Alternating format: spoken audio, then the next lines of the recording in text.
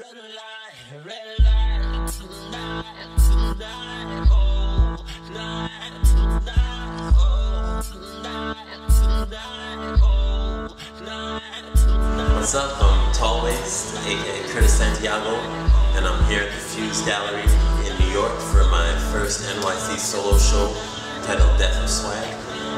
This has been a dream come true, the whole process, and it still trips me out to look at all 20 pieces and be like, this kid from Edmonton, Alberta made it to the walls, and just, you know, more and more and more to come, and definitely the inspiration has fueled me to work harder and, you know, put more of myself into the work. And this one's called Who Shot Ya?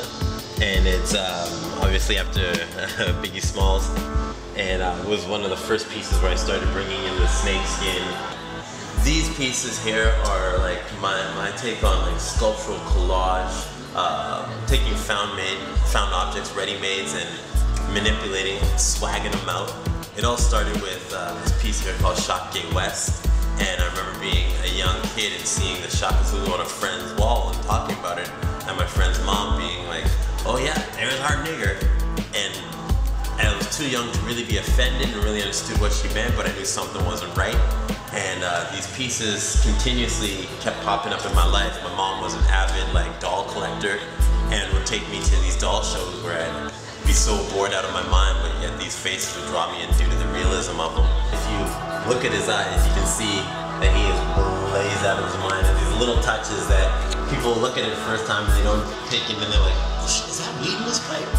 And then they see his eyes and go, yeah, he's sweet. Where it started is I found one in my adulthood. I found one at a garage sale, and one night listening to Lil Wayne and all of the swag hip hop, I thought, let me give it a grill.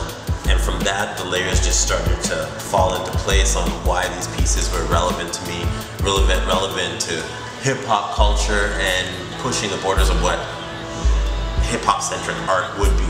It was originally called the Kurd, so I call him Lil Kurdsy, and I called him that because the minute I put shades on him and looked from above down at him, his smile and everything reminded me of Lil Wayne. And so what I did is I gave him all the Lil Wayne tattoos.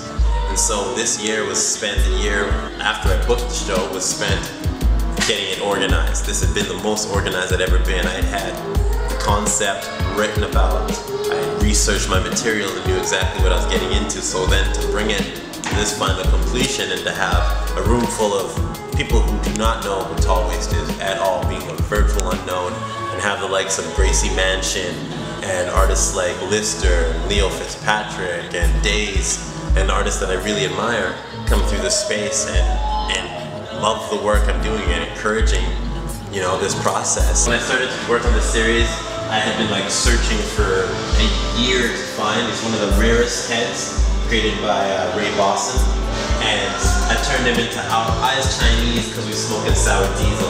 And this one's been a favorite of everybody's because he's so simple.